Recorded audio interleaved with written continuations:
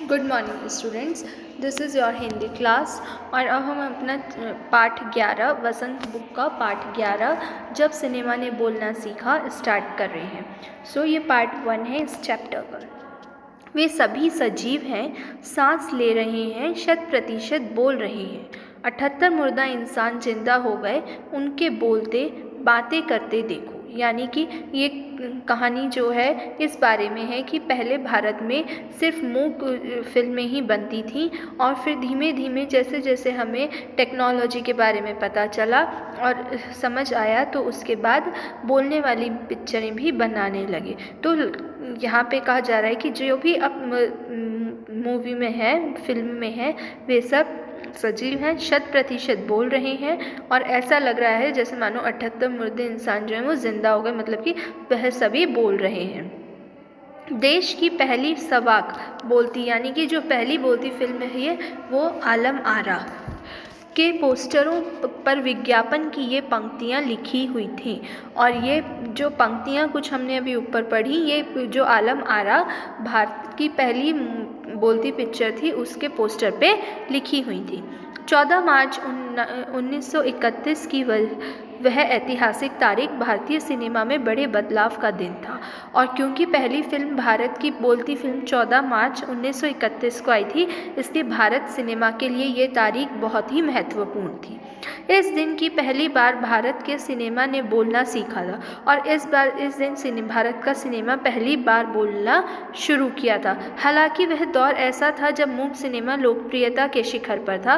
पहली बोलती फिल्म जिस साल प्रदर्शित हुई उसी साल कई मूक फिल्में भी विभिन्न भाषाओं में बनी, मगर बोलती फिल्मों का नया दौर शुरू हो गया था। और ऐसा नहीं था जो मूक फिल्में होती थी वो नहीं चलती थी, वो भी अपने शिखर पे थी, मतलब बहुत ज़्यादा फेमस थी और लोग बहुत पसंद करते थे। और जब शुरू में बोलने वाली फिल्में आई तो मूक फिल्मों को बंद नहीं किया गया था, वो भी अपने तरीके से बनाई जाती थी और उनको बहुत पसंद किया जाता था। पहली बोलती फिल्म आलम आरा बनाने वाले फिल्मकार थे अदृश्य एम ईरानी। अदृश्य ने 1929 में हॉलीवुड की एक बोलती फिल्म शो बोट देखी और उनके मन में बोलती फिल्म बनाने की इच्छा जगी। अदृश्य जो थे इनने हॉलीवुड की मूवी देखी शो बोट और फिर इनके मन में जगा क्यों ना ये भी बोलती हुई पहली भारत की फिल्म बनाए। पारसी रंगमंच के एक लोकप्रियता नाटक को आधार बनाकर उन्होंने अपनी फिल्म की पटकथा बनाई और उनकी जो कहानी थी पहली बोलती फिल्म की आलम आरा की, ये पारसी एक रंगमंच पे उनने नाटक देखा था उस पे आधारित थी। इस नाटक के कई गाने ज्यों के त्यों फिल्म में ले लिए गए, मतलब यूं ही कि यूं ही जो नाटक में उन्होंने गाने देखे थे वही इसमें ले लिए थे। एक इंटरव्यू में अदृश्य ने उस वक्त कहा था, हमारे पास कई संवाद लेखक नहीं था। फिर एक लेखक में अदृश्य ने एक बार ये भी कहा था क्योंकि इससे पहले कोई भी बोलती हुई फिल्म नहीं थी तो ना कोई गाने लिखने वाला था, संवाद लिखने वाला भी कोई नहीं था, मतलब डायलॉग्स लिखने वाला कोई नहीं था, ना कोई गीतकार था, ना कोई संगीतकार, मतलब कोई गाने बजाने वाला नहीं था। इन सब की शुरुआत होनी थी, लेकिन एक दिन तो ऐसा आना ही था जब इन सब की शुरुआत होती। अदृश्य ने फिल्म के गानों के लिए स्वयं की धुनें चुनी और इसीलिए अदृश्य ने खुद इस पिक्चर के लिए धुन बनाई। फिल्म के संगीत में महज 3 वाद्य तबला, हारमोनियम और वायलिन का इस्तेमाल किया गया और इस फिल्म में 3 वाद्य यंत्र, क्योंकि ज़्यादा संगीत के बारे में कोई नहीं जानता था इसलिए इनने इस फिल्म में सिर्फ 3 ही वाद्य यंत्र यानी कि तबला, हारमोनियम और वायलिन का इस्तेमाल किया। आलम आरा में संगीतकार या गीतकार में स्वतंत्र रूप से किसी का नाम नहीं डाला गया, क्योंकि गीतकार और संगीतकार उस समय नहीं थे ज़्यादा उपलब्ध, जो लोग थे उन्हीं से काम चलाया, इसलिए इस फिल्म में किसी का नाम भी गीतकार और संगीतकार के नाम पे नहीं डाला गया था। इस फिल्म में पहले पार्श्व गायक बने WM खान। पार्श्व गायक यानी कि एक टेम्पररी गायक जो बने थे वो कौन थे? WM खान। पहला गाना था दे दे खुदा के नाम पर प्यारे, अगर देने की ताकत है। तो ये क्या था? उनकी जो मूवी में पहला गाना था उसका नाम था दे दे खुदा के नाम पर प्यारे, अगर देने की ताकत है। आलम आरा का संगीत उस समय डिस्क फॉर्म में रिकॉर्ड नहीं किया जा सका। फिल्म की शूटिंग शुरू हुई तो साउंड के कारण ही उसकी शूटिंग रात में करनी पड़ी थी।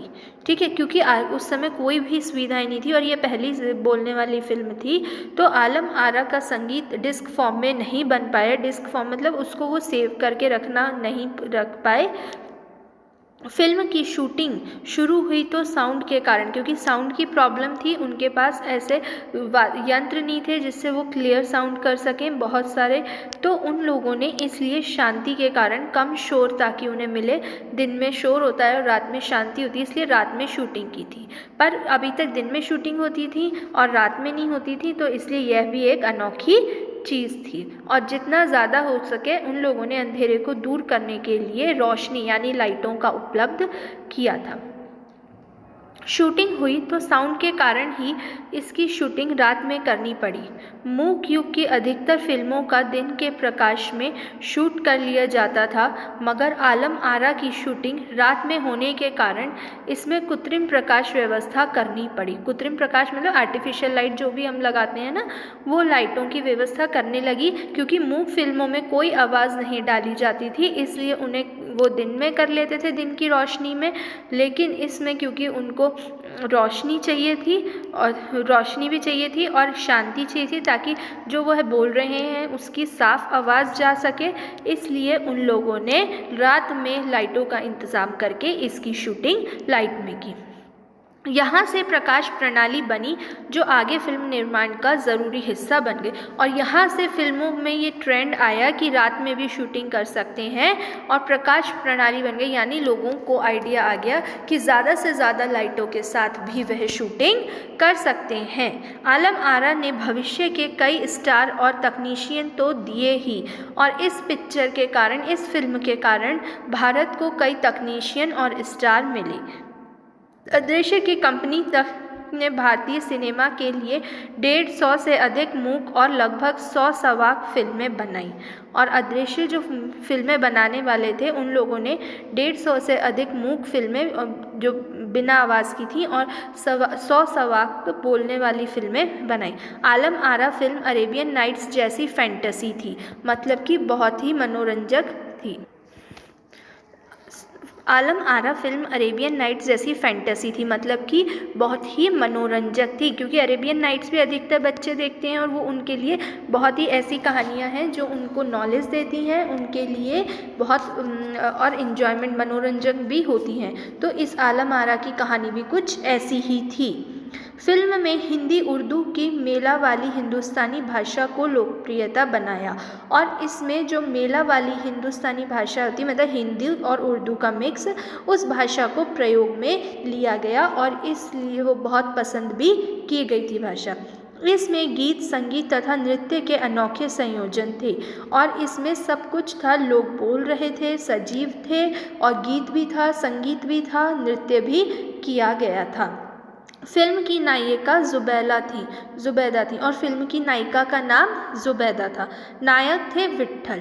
वे उस दौर के सर्वाधिक परिश्रमी पाने वाले स्टार थे, मतलब कि परिश्रमिक, मतलब विट्ठल जो थे उनको सबसे ज़्यादा उनकी मेहनत के लिए, उनके परिश्रम के अनुसार उनको मुद्रा दी जाती थी, और उस समय के बहुत ही मेहनती स्टार थे और सबसे ज़्यादा इनको दिया जाता था, इनके परिश्रम के अनुसार इनको मुद्रा, और ये इसलिए बहुत फेमस या पसंद किए जाने वाले नायक थे। उसके चयन को लेकर भी एक किस्सा काफ़ी चर्चित है, और जब हम इस पाठ को पढ़ते हैं या आलम आरा के बारे में पढ़ते हैं तो हम इसमें एक किस्सा सुनने के लिए मिलता है जो विट्ठल के लिए बहुत ज़्यादा चर्चित है।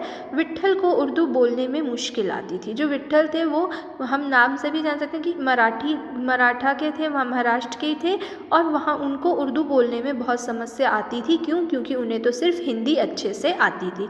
पहले उनका बतौर नायक चयन किया गया, मगर इसी कमी के कारण उन्हें हटाकर उनकी जगह महबूब को नायक बना गया, और क्योंकि उनको हिंदी अच्छे से आती थी लेकिन उर्दू नहीं बोल पाते थे, इस कारण से उनको हटा के महबूब को उनकी जगह नायक के तौर पे ले लिया गया।